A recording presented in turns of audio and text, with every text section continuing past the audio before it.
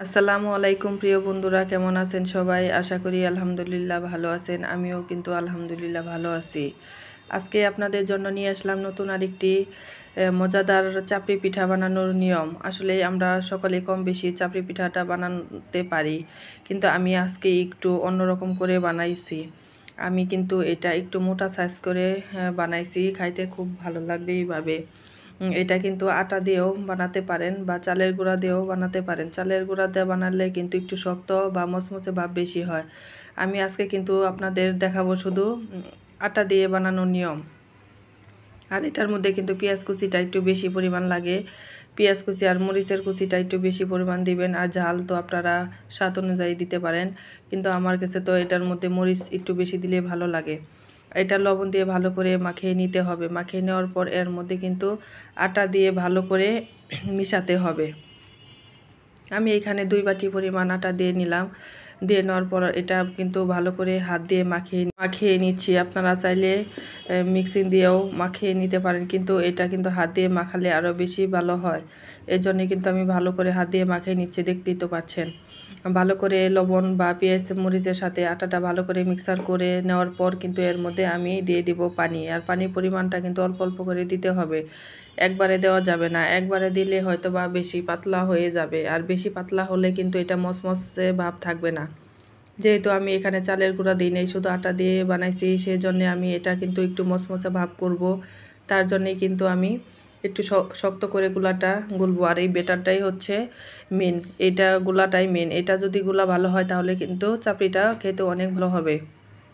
সুন্দর করে ধৈর্য সহকারে আস্তে আস্তে করে অল্প অল্প পানি নিয়ে কিন্তু এটা শক্ত করে গুলতে হবে। এটা গুলার পর এই যে দেখছেন ভালো করে কিন্তু মাখাতে হবে। এটা আমার প্রায় মাখানো শেষ হয়ে গেছে। হ্যাঁ বন্ধুরা, যদি এই চাপড়ির রেসিপিটা যদি আপনাদের কাছে একটু ভালো লেগে থাকে তাহলে কিন্তু লাইক, কমেন্ট, সাবস্ক্রাইব করতে ভুলবেন না। আর কথা বলতে বলতে কিন্তু আমার প্রায় মাখানো শেষ হয়ে গেছে।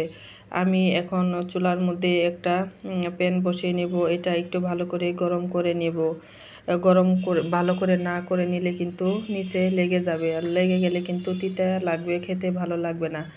আর এটার মধ্যে কিন্তু আমি একটু তেল দিয়ে নেব, আর তেলের পরিমাণটা একটু বেশি দেব। বেশি দিলে মশমশা ভাবটা কিন্তু একটু বেশি হয়।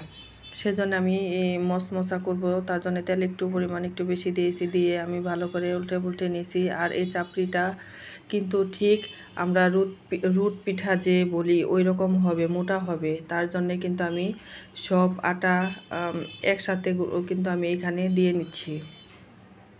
যে ব্যাটারটা গুলছিলাম সব ব্যাটার পুরাটাই কিন্তু আমি এখানে দিয়ে নিলাম। দিয়ে আমি হাত দেওয়া চেপে চেপে সুন্দর করে কিন্তু ছড়াই দিচ্ছি। দেখতেই পাচ্ছেন কত শক্ত হয়েছে। আর এমন শক্ত হলে কিন্তু খেতেও কিন্তু অনেক মজা লাগবে। আর এটা কিন্তু বৃষ্টির দিনে বা বিকালে নাস্তা হিসাবেও আপনারা খেতে পারেন। আর বৃষ্টির দিনে তো কোনো কথাই নেই, আরও বেশি ভালো লাগে। বা সন্ধ্যার টাইমে এটাও কিন্তু ভালো যায়।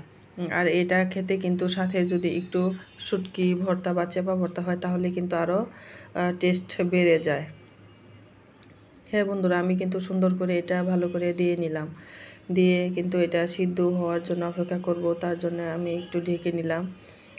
কিছুক্ষণ সিদ্ধ হওয়ার পর কিন্তু এটা উল্টে দিতে হবে, তা না হলে কিন্তু নিচে পুড়ে যাবে। আর উল্টানোর সময় কিন্তু আস্তে করে উল্টাতে হবে, তা না হলে মাঝখান দিয়ে ভেঙে যাওয়ার সম্ভাবনা আছে।